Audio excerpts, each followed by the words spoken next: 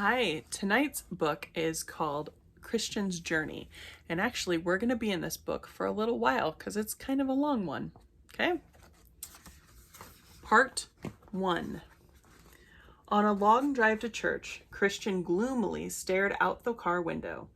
Even the music blasting from his headphones couldn't lift his spirits. What was the point of going to church, he wondered, when God had let him down so badly? Christian tried to block out the last time he saw his grandpa's face. 2 short weeks ago. I loved you, Grandpa, he thought. I prayed that God would save your life, but you died. Why didn't God answer my prayer? Confusion was all he felt as the car pulled into the church lot.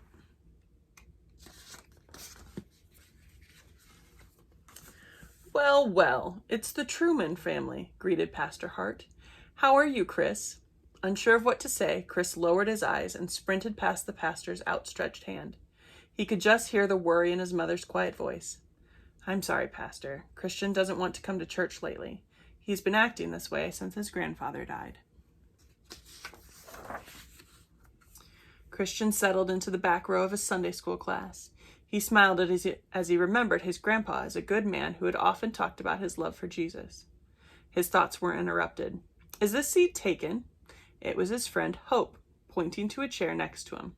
Her eyes, as usual, were smiling. Help yourself, said Chris. He wondered if Hope might understand his questions about God.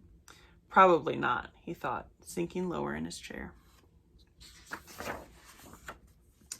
Before Sunday school was over, Chris decided there was no way he would sit through a church service too.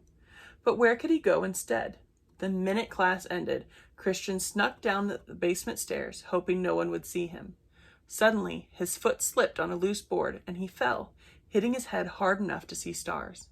He sat up to shake off the pain, while strange shapes slowly came into focus. Boxes, old pews, and dusty cobwebs filled the shadowy room.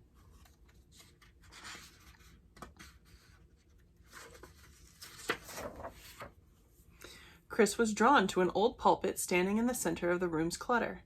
It looked ancient, giving off a mysterious glow in the gloomy darkness. Chris couldn't help climbing up into it. Suddenly, he heard a giggle coming from the basement stairs.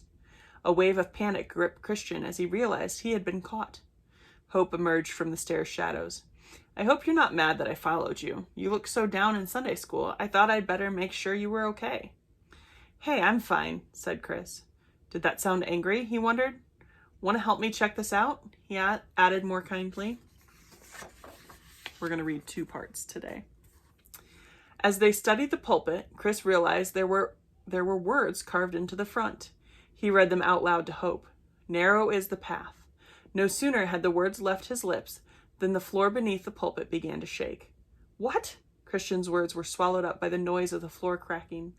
Hope and Chris fell into a long, dark passageway.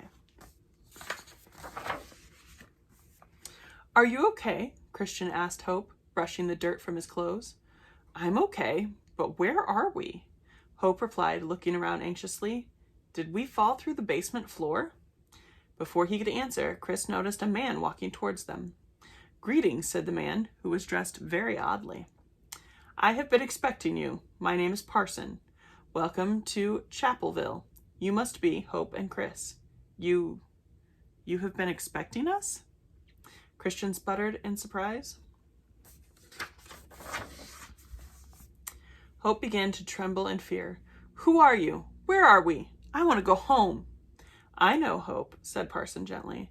And to get home, you must follow the narrow path to the celestial city. Chris, you must follow that same path. There you will discover what you need to know about your grandpa. Please don't be afraid, Parson continued. I'm here to help, and my friends will help you too. Out of nowhere, 2 bright little angels appeared. The shining ones our name. An adventure is our game, they rapped. I'm called Cornelius, said the dark-haired cherub, and I'm Denzel, said the other. When you need help, just call. At that, they both disappeared, leaving Chris to wonder if he had truly seen them at all. All right, that is it for tonight. I will see you on Wednesday for some more. Bye.